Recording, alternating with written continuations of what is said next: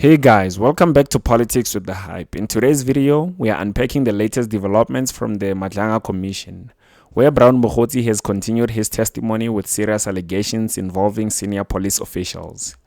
So Mokgotsi claims that General MKHWANAZI, National Commissioner Fani MASEMOLA, and VUSI MATLALA are misleading the public about their knowledge and involvement in matters linked to the 360 million Tembisa Hospital tender scandal. He further alleges that both MKHWANAZI and MASEMOLA accepted bribes from MATLALA, suggesting that high-ranking officials may be implicated in shielding or enabling corruption tied to the controversial tender. Let's check out what he had to say. Is one false and is two a misdirection tactic. It's designed to take attention away from the allegations that General MKHWANAZI is making. No, that's not the intention. It's not the intention. The allegations General MKHWANAZI is making, I'll give an example. Today, the whole country knows that Mr. Senzo Mchunu is corrupt, is aligned to the drug cartels. Till today, they have not brought one evidence that links Minister Mchunu to those things. Even they will say the same applies. Remember I told you about this Boko Haram and Ket MATLALA. The Ket MATLALA is portrayed one of the big fives now. Let me tell you, Commissioners, South African Police Service, it is expected that is the only institution, whether ESCOM, Telcom, when you have an employee, you will take, or a company to appoint, you will take the profile or the details of that company to SARS, to South African Police Service for vetting. How did Ket MATLALA go through the vetting process of South African Police Service to end up being appointed for 300 million and all these things? 2 months, 3 months later, the same South African Police Service says Ket MATLALA is the big five. That's misdirection. They say Ket MATLALA, Minister Mchunu was safeguarding the interest of Ket MATLALA and all these things going to fund him. It is Senzo Mchunu, through the review, who cancelled Ket MATLALA's contract. Isn't that misdirection, Commissioners? I cannot cancel your contract now, tomorrow. 300 million, and we say you are funding me. Before you continue, Mr. Shaskelson, something very important. I've always been correcting people on the pronunciation of people's names. I mispronounced the king's name. It's Misuzulu. Thank you. Thank you, Chair. I also want to put to you that your allegations of Mr. MATLALA paying bribes to General MASEMOLA and General MKHWANAZI are also another misdirection tactic. And let me say why. We've been through Mr. MATLALA's cell phone, and he is hardly discreet about his improper relationships with senior SAPS members in his WhatsApp communications. Can I give you an example? Please. You want to go to page 107 of the annexure.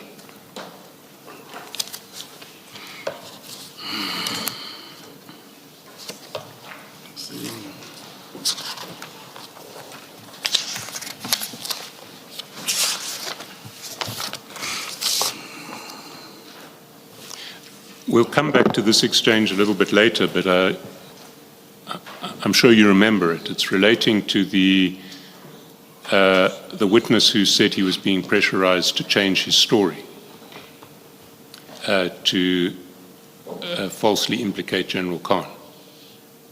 You remember that? That's correct. So Mr. MATLALA says to you, in relation to this witness, arrange with Khan to give him cash if the information he has is worth it. So Mr. MATLALA is indicating to you that General Khan, in his view, would be willing to pay a witness to give evidence that suits General Khan. Yes, I see the message. You accept that what he's saying to you is that General Khan will pay a witness to give evidence that suits him.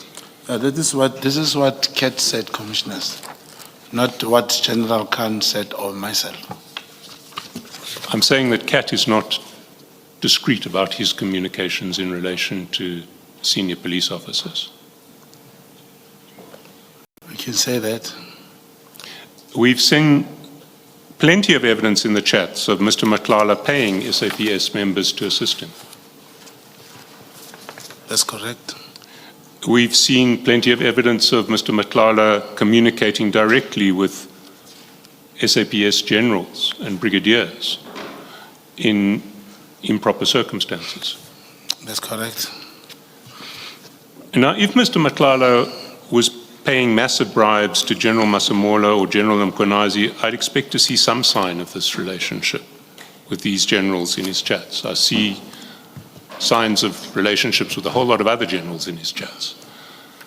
Okay, commissioners, there is something that is missing here that need to be understood. There is a machine called Bribe. This Bribe machine is owned by different and private companies. It is the only machine like this, these messages and all these things that are presented before the Commission. This machine is the only machine that is able to selectively download. That is why I believe that at the later stage, perhaps this process, one will say a Section 205 should have been obtained. I believe there is no way, even if I could not come to the Commission and say, this was my infiltration, this was whatever, there was no way anyone could prove messages of my cell phone or Senzo Mqunu before he could have either the Section 205 or the two phones. And Advocate Johnson testified that the phone of Ket MATLALA was tampered with and some of the messages were deleted. Now, so to base, commissioners, to base the process on the cell phone that was tampered with, on the cell phone that, it means these messages will only suit the narrative of those who had the cell phone first, before any other party could get the cell phone. So to say there's a message and then Ket is this particular person who will say this, who will say that. Commissioners, I was with Ket. And I said I came here to help the Commission. I may not be able to answer all questions, but I'm not lying. I will not just come here. Imagine a national... Dad, I'm a genius. We don't have to freeze anymore. I can make us penguins fly. That's going to be tricky without wings. I said I came here to help the Commission. I may not be able to answer all questions, but I'm not lying. I will not just come here. Imagine a national commission, I say, I did not say I saw Ket giving him money, but Ket told me I lost a lot of money. And it's possible. This is 360 million. It's not 30 million, 20 million tender. I accept So that Ket to has think- been paying vast yeah. amounts of money to SAPS officers, just not the ones who you are trying to implicate. Yeah, but those messages may be deleted that implicates those transactions. We'll address the issue of the authenticity of this cell phone at a later stage. But do you accept that if the cell phone is proven to be authentic and not tampered with, your version seems incredibly implausible? Yeah, but there must be a Section 205. You cannot say if I did not want to help the commissioners, I would come here and say, these are not my messages, full stop. Even if you can say you have them, you must be authorized by the law, unless if the outcome of this Commission will not be somehow binding or be taken to the next level. Or Mr. Mokgotsi, we will do that exercise, but I don't want you to speculate as to what the outcome of it may be now.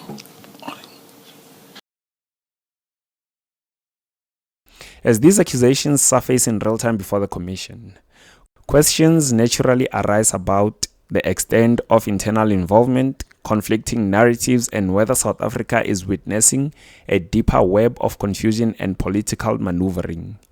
With everything Mokgotsi has laid out, what do you think? Are General MKHWANAZI and Commissioner MASEMOLA possibly entangled in this? Or is Mokgotsi adding to an already chaotic situation? Let us know your thoughts in the comments below. Anyways, that brings us to the end of the video. If you enjoyed it, please like, comment, and hit the subscribe button for more real takes on this channel like this one. Until next time, peace out. Perfect. Perfect.